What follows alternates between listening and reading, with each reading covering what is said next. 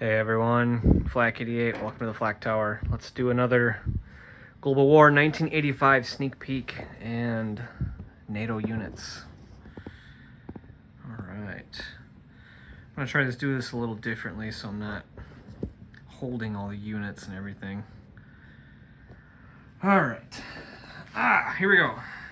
First off, in view here we have the F-104. This is the sculpt we are using for the NATO air superiority fighter. So being NATO in many countries, I have this painted up a couple different ways. We got a couple camos, and we do have a German Valkyries on this one here, so it's trying to kind of paint it up in a little bit of a German realistic paint job there. So next up, actually, we have one that's not even on the in front of you. The strategic bomber is not released yet. That is the Avro Vulcan. Everyone knows that one. That's the goofy round-shaped wing one. A couple other guys have a couple prototypes, but it's not released yet on Historical Board Gaming's website. But next up, we got the fighter. You can use a couple different sculpts for the fighter. I've got the Mirage 2000. And then we've got what do we got? We got an A7 here without decals, but that represents some of our NATO countries' fighter units. Got a couple roundels on there for historical accuracy. Next up, this was a airframe that never came to be, but it was a prototype. So the paint job is kind of made up. I copied a F-22 paint scheme, but this is the X-29. This is a prototype advanced air superiority fighter. We're going to use this one for the NATO. A little more accurate than some of the other stuff. So next up, ooh, these got goofed up. Looks like my tripod messed these up. All right, we got the Panavia Tornado. This is the attack bomber that we're using for NATO. It's a smaller sculpt, similar to these other fighter sculpts. It's pretty small. And this is the sculpt of the wings swept back. Historical board game, it has one of the wings forward, but this is kind of the attack configuration. Nothing too crazy. I might do some camo ones later on. It's just a basic gray with a colored ray dome on the front, and it's either a French, I think it's a French decal on the tail. So Doug's working with some of us to do some decals, so they are coming out. I think some just released, so keep your eyes peeled for some more decals for Global War 1985. So, all right, get this goofed up here. Okay, next up, what do we got? We got the Leopard 1. I think these are all Leopard 1s. Using these to represent the main battle tank for NATO. There's many main battle tank sculpts you can use for NATO. You know, obviously there's several countries. This is just the one that I purchased and painted up. So I got it painted up in a old 1980s BDU camo. It's just green, black, and brown. If you look at some of the old pictures, it's pretty similar. This first one here's got the older decal that Historical Board Gaming had compared to this newer one here on this Leopard 2. Just a little bit more accurate in resemblance of what they look like. So this camo pattern is actually pretty tough to do. I think it's 7 layers, and it is kind of dark, but it is reminiscent of the actual color, the realistic appearance. So some other main battle tank sculpts that are available currently. I think there's the French AMX 30, and there's a couple other ones that I'm using for the US, but there are several options.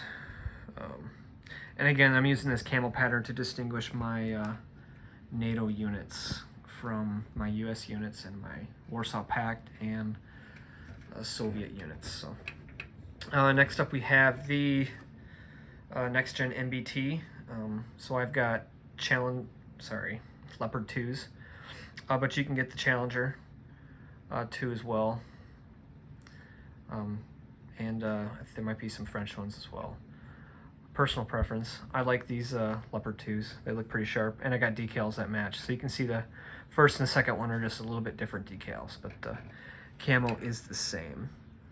And you can put a little marker underneath it that says second gen, if that helps you identify as well. All right, next up we have, move my light here to get these nice and bright. Next up we have the mechanized infantry sculpt that is represented by the M113. This is the same one I'm using for the US, but again with the same camo pattern and some decals. I think no, not true. The third one is not washed, so it's a little bit lighter colored. If you guys want to let me know what you guys prefer. I think I kind of like the darker ones, but they are a little dark. So that's just a little bit of the transition of the paint procedures. All right, next up we've got the AAA unit for NATO. This is the MIM 104 Patriot SAM ABM unit, and same as the US. Doug finally got these out to us this fall, and these are awesome little units. AA is heavily used in the game, so I would recommend getting several. And there's some tech that you can boost up your capabilities with this AAA unit. So next up, I got these all goofed up with my tripod here.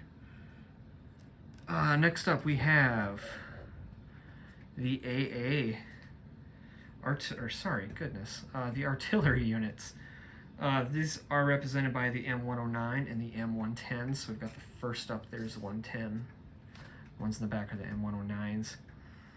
And they are painted up as close as I can to actual German artillery units. So got the Belcrues on the side, and this first one, I don't believe none of these are washed, so these are just the raw paint.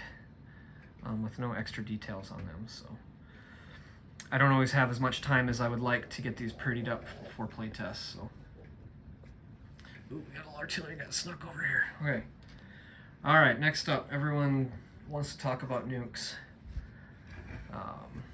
So let's talk about nukes. This is the theater nuke unit, the MGM-31 Pershing missile. We're using this sculpt, even though it's not 100% accurate, but we're using the sculpt across the board for all factions for the theater missile unit. Again, I got it painted up in the BDU camo for NATO, and this is the only nuclear unit on the board, so this can actually be lost with combat. So I won't get into too much of that because we are still in playtesting. But a pretty cool looking piece. So next up, these are my Apaches that I have painted up for NATO to represent the attack helicopter. Doug doesn't have the Cobra, the Bell AH-1 Cobras out yet, so we make do with what we have. So we got some Apaches. I got them jazzed up with some camo, and again we got the Blackhawks. Soon to be replaced by the Bell UH-1A Huey, a little more reminiscent of the period. So, but again, we make new with these sculpts that we have. So, all right, this is what I have so far for ground units and some air units for my NATO, out of my NATO box. Some other units that are part of the game, obviously some infantry units, paramilitary units, and the navies I don't have painted up yet, so that'll be another video.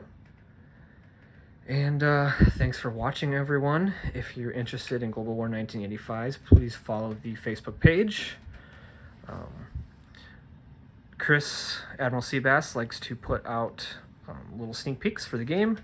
We currently just finished up the latest playtest of Scenario 1. That's the Pacific Theater, Soviet Far East Command, U.S. Pacific Command, and China. So,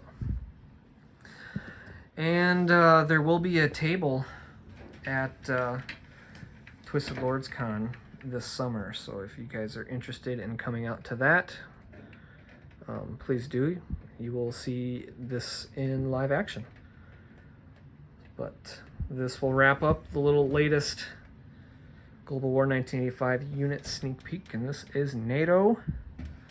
Thanks for watching, everyone. Let me know what you think of my painting. I'm just a novice painting some military stuff, so I do the best I can. All right, everyone. Thanks for watching, and we'll see you out there. Thanks.